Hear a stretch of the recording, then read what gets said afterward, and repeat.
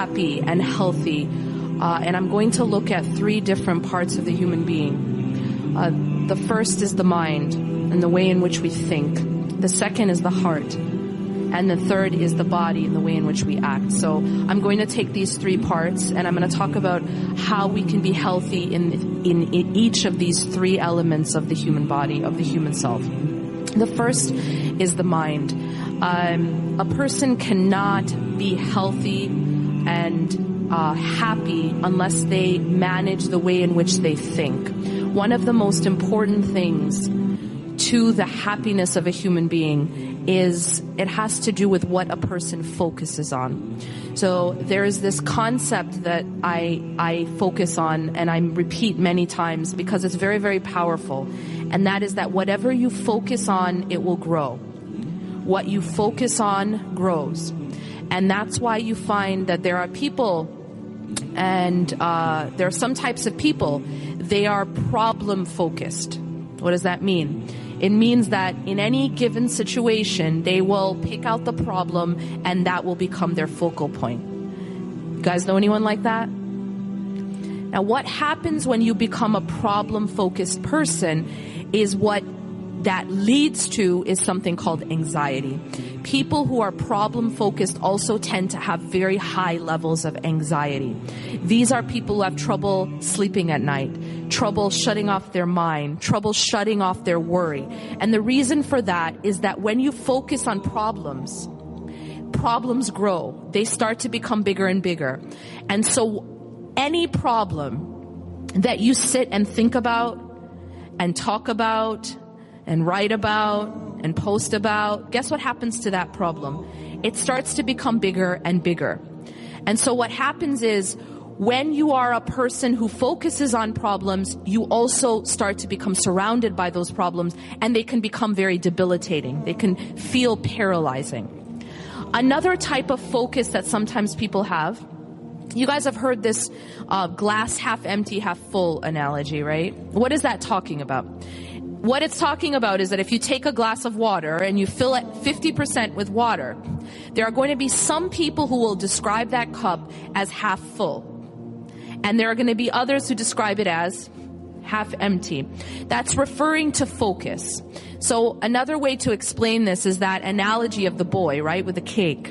There's one picture, there's this meme I read, very powerful. At the top, there's a picture of a little boy holding one slice of cake. And he is beaming. He's so happy because he's holding a piece of cake. Then below him is another picture of another boy. And he's holding an entire cake with one piece missing. And he's sad. Now, the boy on the top is happy. Why? Because what's he focused on?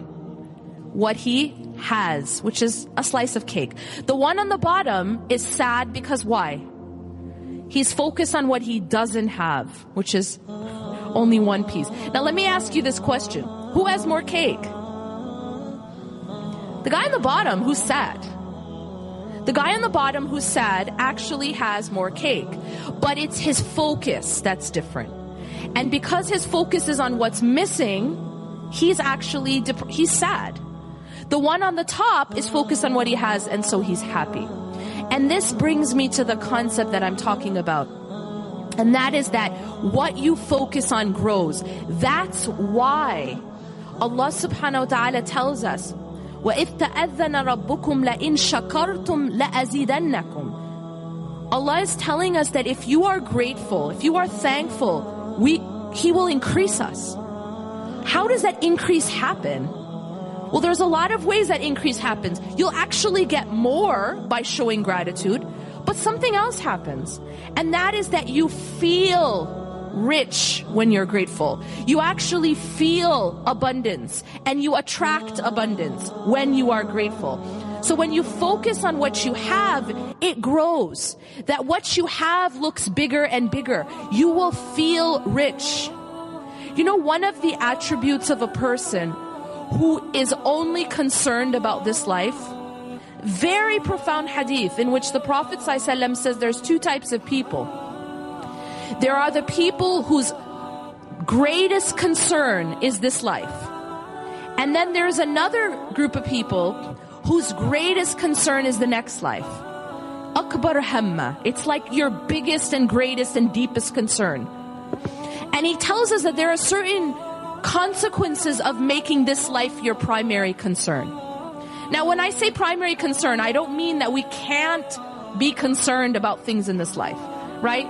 The Prophet ﷺ got married, he had children, he had friends, he was a leader, he was a father, he was all of these roles. But what was his primary concern? His primary concern was not this life. So a person whose primary concern is this life, something very interesting happens. One of the consequences of making this life your primary concern is that the Prophet ﷺ says something very interesting. He says, جَعَلَ الْفَقْرُ بَيْنَ عَيْنَيْهِ, that poverty is put between their eyes. Poverty is put between their eyes. What does that mean? Well, I want you guys to imagine if I had something hanging between my eyes just now, and I look forward, what do I see? That thing that's hanging there, right? If I have a stone hanging there, I'm going to see it. If I look to the right, what do I see? I see the stone. If I look to the left, what do I see? I see the stone. If I look up, if I look down, everywhere I look, I just see that thing that's stuck between my eyes. And that's what happens to a people who make this life their primary concern. No matter what they have, they always feel poor. Do you understand? That's deep. No matter how much they have, no matter what happens, no matter what they're given, they always feel like they don't have enough. That is poverty, true poverty, because they could be the richest person in the world and it still doesn't feel like enough. Because true contentment, true richness, the Prophet ﷺ said, is richness of the heart. It's contentment. It isn't what you have in the bank. And so when a person actually makes this life their primary concern, they will always feel like they don't have enough. Poverty is put between their eyes. So this concept of focus is very, very important. Focusing on what you have. Not being a people who focus on negativity, but rather focusing on positivity. Because your thinking changes you. And when you focus on the light, it grows. When you focus on darkness, it also grows. One thing I found is that when you look at social media, you can tell a lot about yourself by looking at your news feed. You know why? Because your news feed is like your fridge. It's what you're going to eat that day. You open up your news feed, it's like opening your fridge. That's what you're going to eat that day. That's what you're going to look at. That's what you're going to read. That's what you're going to be exposed to. And there's no such thing as passive exposure. Everything you look at, everything you read, everything you listen to is like eating it. You're ingesting it. It's going straight to your heart. So a lot of people, when they open their news feed, it's all just really negative. You guys know what I'm talking about? It's like a lot of darkness upon darkness upon dark. Negativity, negativity, negativity, and then a few burgers in between. Right? And then maybe a couple selfies. Now that type of fridge isn't going to make you very healthy mentally or spiritually or psychologically or anything. So you have to be mindful of what you're focused on and what you're taking in. That's how you keep a healthy mind. You have to think, you have to be conscious of your thoughts. One of the mistakes that we make when it comes to mental health, when it comes to being healthy in our thinking, is that we don't guard our thoughts. We don't guard our thoughts. We think that our mind is just, we kind of leave our mind as a place where anything goes. So if we get a negative thought, we let it stay. We invite it for dinner. We give it, we even let it stay for tea. These negative thoughts are given a place to stay. And some of these negative thoughts are actually like really, really, really bad self-talk. Sometimes we're beating ourselves up. Do you guys know what I'm talking about? Anyone? if you took that negative talk, that negative self-talk, for example, oh my God, I'm so worthless, or I'm so stupid, or I'm so ugly, or I'm so fat, or I'm so useless, or whatever words you say to yourself, or I'm a failure, or whatever it is. Whatever those words you say to yourself, can you imagine if you took those same words and you said it to your best friend? You talk to your best friend that way? Or to your spouse? Or to your mom or your dad or your kid, God forbid? What would happen to that relationship? Anyone? It would destroy the relationship. And this is what's happening with our own relationship with ourselves, with our own self-worth and our own self-esteem, because we are allowing these awful thoughts. We are allowing this awful self-talk that we would never speak that way to someone else, but we do it on a daily basis sometimes. We have to guard our thoughts. Your thoughts become who you are, all right? But realize that your thoughts are not always from you. Sometimes a thought is from shaitan. Don't let it stay there. And definitely don't invite it for dinner, and then dessert, and then tea. Like, you just feed it. You allow it to stay there. When you have a negative thought, don't allow it to stay in your mind. Negative thoughts should be replaced with positive ones.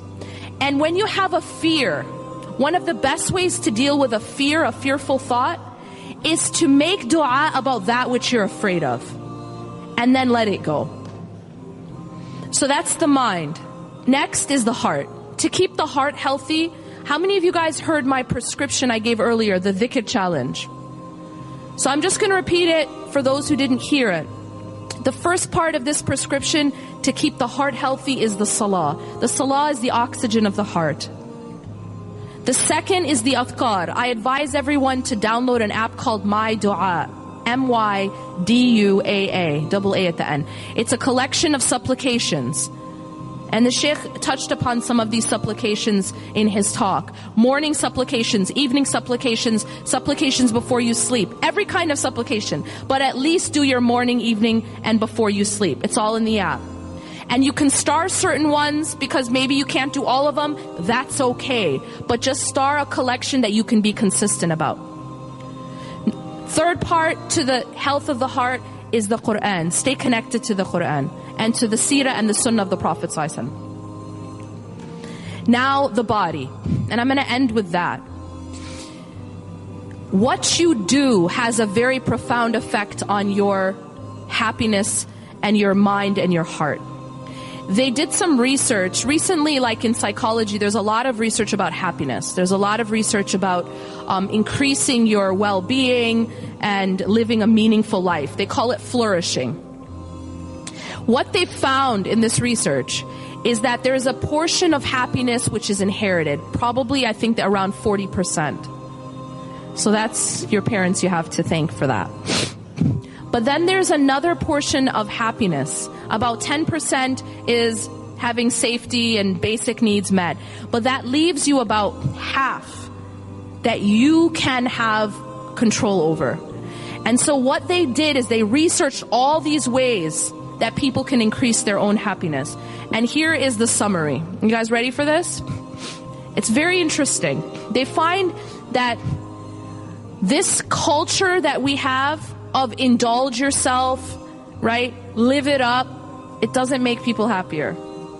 And they've done studies on this. For example, spending money on yourself, it doesn't make you happier. Indulging yourself, it doesn't make you happier. They did a study where they had 4 groups of people. One group, they told them, you know what, indulge yourself. The second group, they told them, go and do service for another person. The third group, go and do service for your community. And the fourth group was just a control group. They just kept track of what they did. And in this study, they found that only the 2 groups that did service had any increase in their happiness. Now that's a powerful finding. What is it telling you? You know, they tell you money doesn't buy happiness, right? This is a test. It's actually not true. Money does buy happiness, and it's been shown in studies. But it only buys happiness when it's spent on others.